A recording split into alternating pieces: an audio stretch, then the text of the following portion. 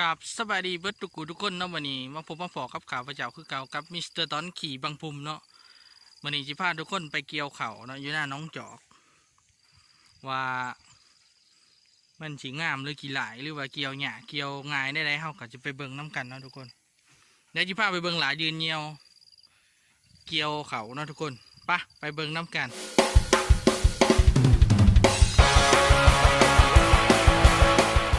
นี่เนาะทุกคนก็เป็นบรรยากาศตอนสวยๆน้ำหมอกแห้งพอดีเนาะเขาก็ลงเกี่ยวฮักกระไดให้หนึ่งเนาะทุกคนอันนั้นก็เป็นหลายยืนเงียวเนาะมันกำลังเกี่ยวอยู่ชูอื่นก็เป็นบนท่านละแกเนาะแกประมาณชีหาไฮเนี่ยนะเนาะทุกคนพอเป็นเขาดอชูกี้เคี้ยวน่ะเป็นเขาก้างเนาะทุกคนเป็นหน้าวานเนาะตัวนี้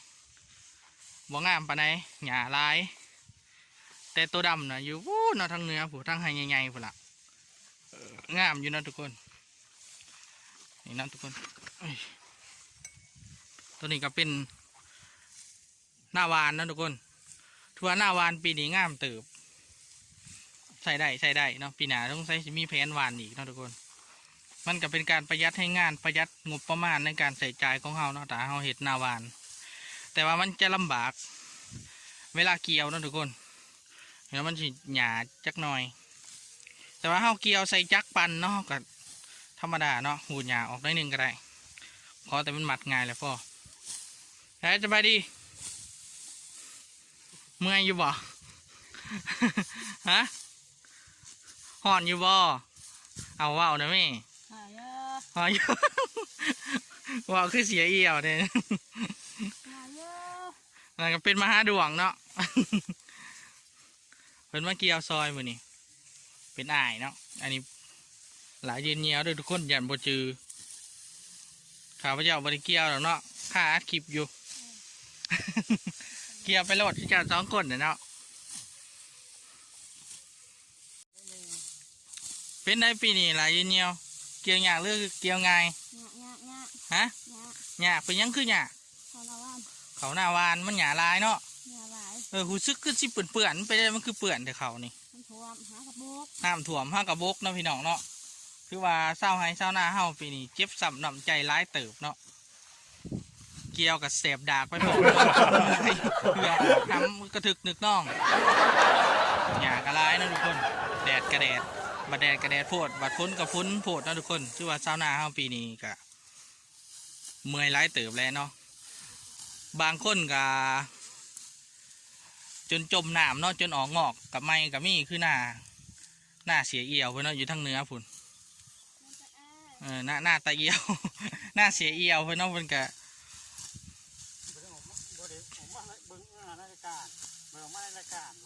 รายการเพียง เสียเอี่ยวเพื่อนบ่ได้ออกมาเพื่อนข้าเบิ่งงัวเพื่อนว่าเพื่อนไปเกี่ยวเขาเพื่อนน้ำเนาะก็เลยบ่ได้มาน้ำปีนี้เดี๋ยวจิพาไปเบิ่งหน้าเพื่อนเนาะมือหนาเนาะทุกคนนี่เรามาหล่อเบิ่งเขาจักหน่อยปล่อยให้ก็เจ้าเกี่ยวจนแล้วก่อนถ้าอยากลงเนาะทุกคน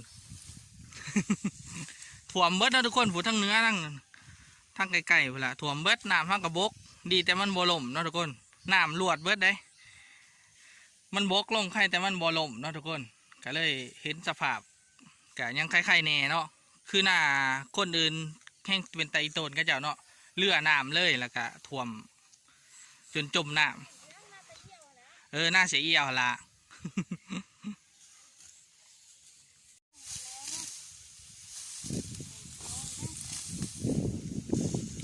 บ่หลายคนเนาะทุกคนเหมือนนี้ก็ดีมีแต่3 คนเท่านั้น3ไอ้น้องเท่านี้เลยเนาะเพราะว่าก็เจ้ากับเกี่ยวหน้าไฟหน้ามันแต่เก่าน่ะจ้างกะสิไหวกว่านี้อยู่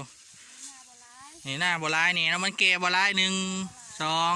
2ให้หน่อย3 4โอ้ยหาให้เนาะผักนี่ผมเป็นให้แบบพอดีเกี่ยวเนาะก็ลงประมาณ10 นาที20 นาทีก็แล้วบางเทื่อก็แล้วมื้อนี้เนาะทุกคนบางเทื่อกับบ่แล้วเนาะอิงตามความขยันของมิสเตอร์ตอนขี่บังปุ่มกับหลายยืนเงียวเพื่อนเนาะขั้นขี่ข่านกับบ่แล้วขั้นดูแน่กับสิแล้วตามสภาพมันเลยมันแดดร้ายก็ขึ้นเนาะทุกคนเศร้าหายเศร้าหน้าบ่มีไฟบังคับเท่าใดหรอกเนาะเฮ็ดเนาะตาม ความสามารถของไผมันเนาะทุกคนนี่แหละวิธีของชีวิตบ้านนอกบ้านนาเฮาเกี่ยวยามดำกระดำปีหน้ามีแผนว่าสิวานเอาสิหลายๆเนาะว่าขี้ขานดำนะทุกคน เห็นวานปีนี้มันงามเติบเลยนี่มันอยากคล้ายๆกับเขาดำเห็นแล้วให้ทีกลัวหัวเนาะทุกคนนี่คือว่างามเติบได้นี่ขันหนามบนหัวนี่งามกว่านี่ก็บ่มีหยาเนาะทุกคนให้จิบคักๆเนาะถ้าเฮาวานถือวิธีมันก็งามเนาะงามได้เขากะซูซีเนาะบ่ลื่นรถลื่นกันไปได้หรอกเนาะทุกคนลงให้ไหนลงให้หน่อยทั้งหมดเนาะ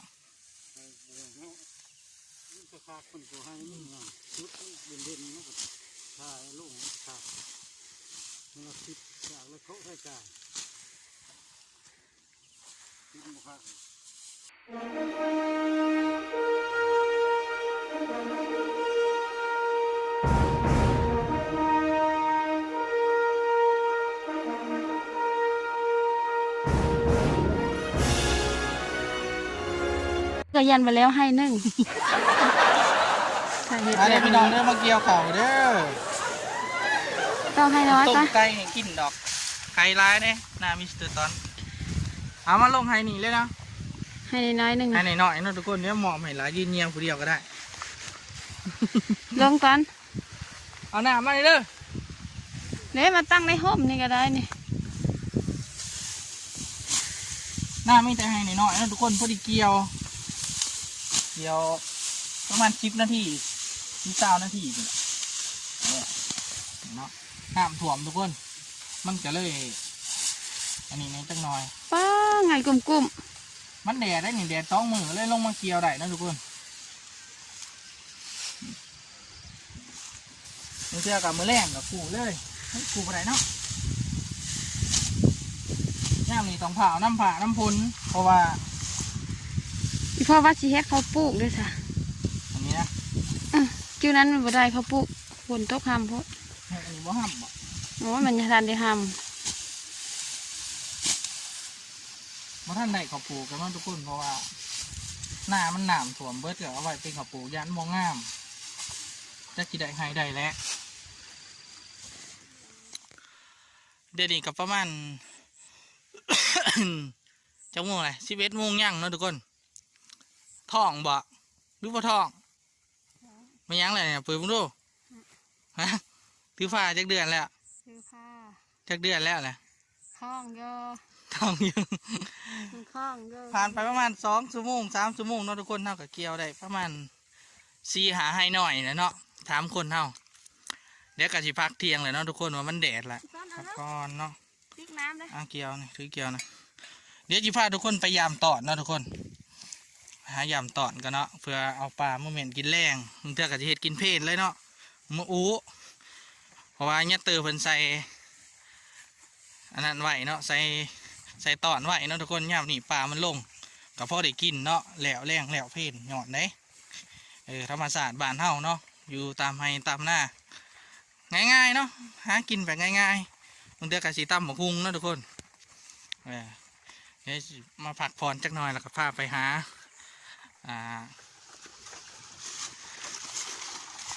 หลังจากเข้าขึ้นจากเกี่ยวเขาแล้วทุกคนตอนนี้ประมาณ11 โมงย่างนี่แหละเข้ากับพาทุกคนไปยามตอนเขาใส่ไว้แต่เสาตะวันนี่เลยจะต้องถือหน่อยถือร้ายเนาะ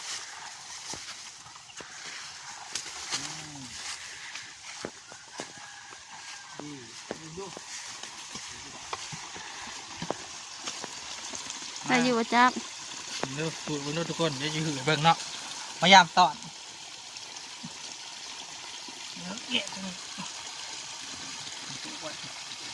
มันมีทงอย่างสำหรับ มึงรู้อะไรอีกวะ ท่านโบราณกับตอนแรกยังยามว่าเดียวเด้อ นั่งตื่นที่ไหนดี เสียงพอทอกันแล้ว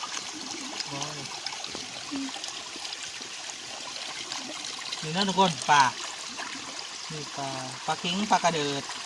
กระปูก็มีปูใหญ่ก็งามมันยังไงโมร้ายปานใดนะทุกคนบุพอกิน มีแรงก่อน มาเล่งอย่างยามเนาะ มัดไว้คือก่อนเลย เดี๋ยวเอามาไหวที่เก่ามาเล่งให้อย่างมายามอยู่เกี่ยวเขาเลยตัวเล่งกับมายาม เอามากินแรงเลย นกนี้กินไอ้มาแก่ แต่อ่อนแต่เพื่อนกินปลานะครับตอนอ้าวมัดล่วงขนาด ได้แล้วบอดีดอก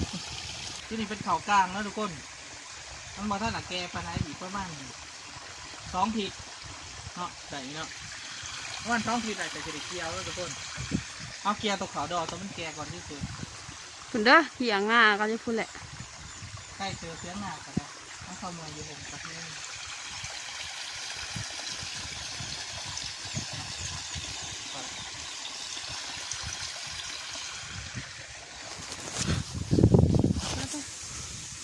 เมื่อยอยู่บ่ มา เมื่อยแห้งบ่ มาย่อ เบิ่งหนาดู เบิ่งหนาดูเลย อย่าเตอหนา ยันตื่นหนา เตอหนา หนาขาวพุ หนาด้า หนาดำ เหียนหวาดเสียเอี่ยวอ่ะ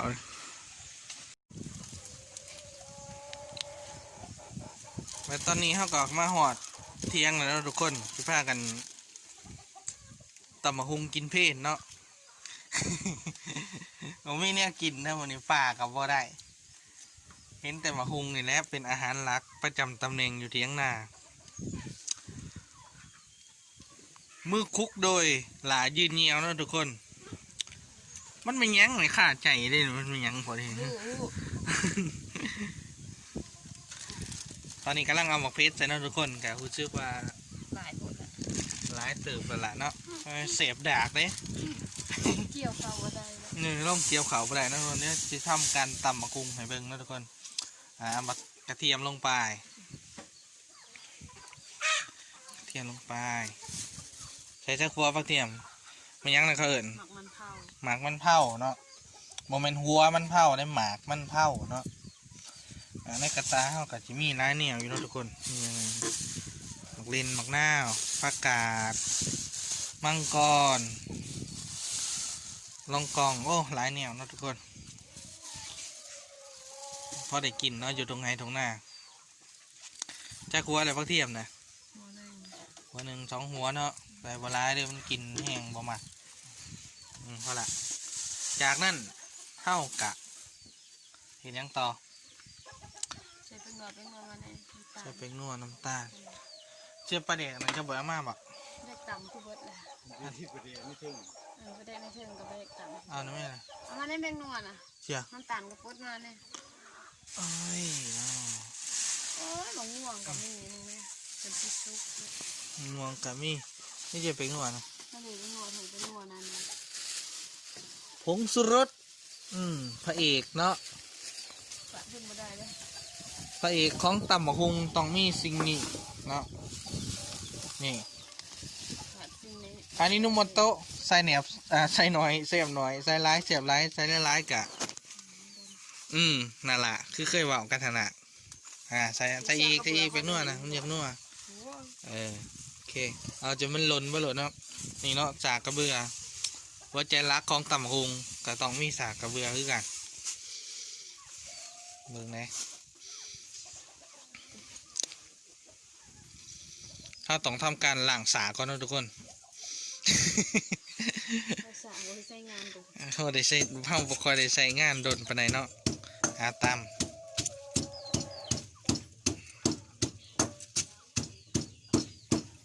เอาอีกแล้วไปร้อยเปิดตู้หน่อยแค่ละมา5 ดวงก็ได้ เราจะทำผิด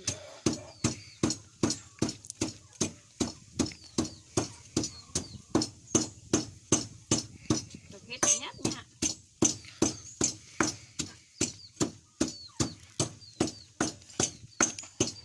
ตามเดี๋ยวนี้ก็เป็นเวลาอยู่บ่ายโมงย่างเลยเนาะท่านบ่ท่านได้กินปานนี่ยังทำมักฟิกบ่แหลกอยู่นะทุกคน จะได้กินอยู่บ่มื้อนี้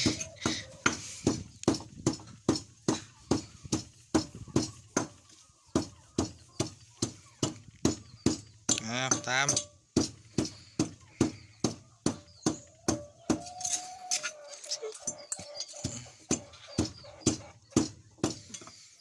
อันนี้ใช่ปะนี่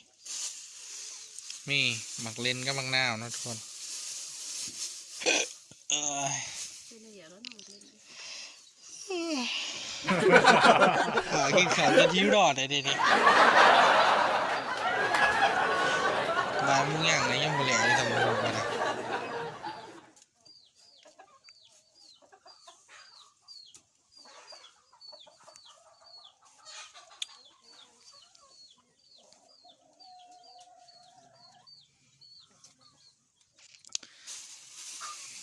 หมักเลนใส่แล้วก็เอาหมักนาวเอาใส่ซีเรียลเดี๋ยวหมักนาวเดี๋ยวมันจะจี๊ดจ๊าดเนาะมันจะสม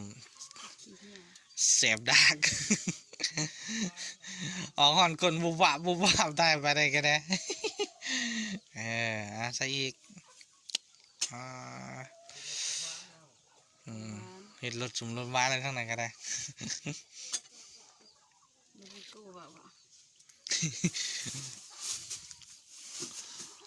เซ็ตประเด็กค่ะ ประเดี๋ยวกันด้วยหาดูประเดี๋ยวก็กำลังหาเนาะพี่น้องเพราะว่า ประเด็กใส่รถ ใส่น้ำปลาเอาก็ได้ดีนะมีอยู่ดีนี่เนาะของแท้ได้นี่เนาะของแท้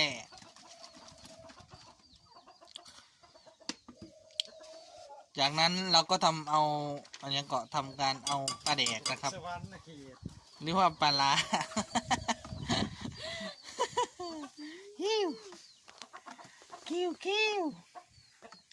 เบิ่งได้คุยตู่ลงน้ำได้จักจอง จองยังบ่ทันได้จักจอง อีกคือแห้งไอ้เจ้าถือผ้าเนาะดูคนถือผ้าแห้งนี่ ถือบ่คือทองขโมย น้ำพ่อก็จะถามมาเป็นยังท้องตุปุกหัวนอนน้ำพัวกับท้องปุกนี่นะครับ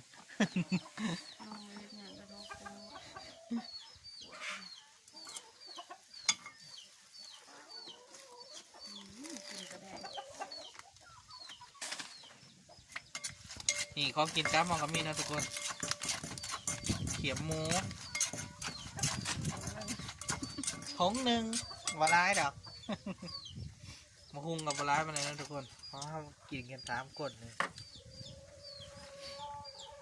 ทำการนำมาหุงลงไปนี่ มึงดูว่าสิกินตั้งห้าสิกินนะคะ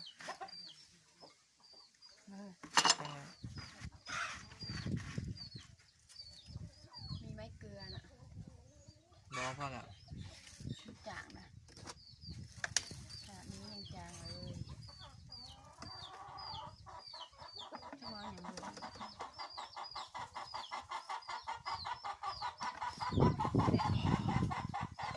แล้วบรรยากาศหอบเทียกด้วยทุกคนไก่ร้ายตัวเติบถ่ายกินตาบูกินจากดอดเลยดีจ้ะโอ้ย ไว้นอนตื่นนะวะชากินใกล้แล้ว มันปิดไหวกันแปลงนัวเลยก็จะบริสนับสนุนเท่าว่าโปรโมทดัก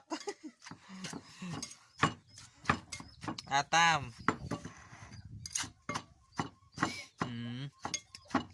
เริ่มแล้วทุกคนกินเริ่มมาแล้วนะ ไปล้างพักเลย มาหนังเยอะกินแล้ว อ้าวเดี๋ยวล้างหัวหนึ่งก็ได้ที่ออกมาหมักง่ายๆไม่ง่อยๆนะให้อันนั่นกินเป็ดใกล้ๆกิน นี่เรียบร้อยนะทุกคนตำบักวงเขียมหมูผักบ่งผักกาดขาวกาดชอสีมือโดยหลายจินเนียวหับประทานโดยมิสเตอร์ตอนขี่บางผมเนาะ ปาไปกินน้ำกันเอาหลายจินเนียวลงมือก่อน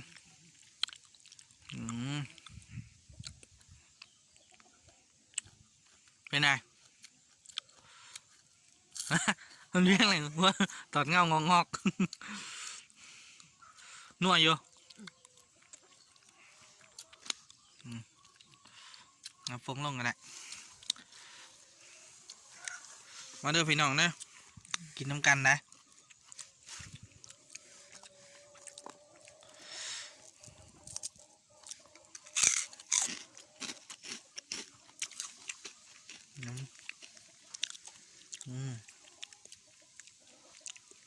นี่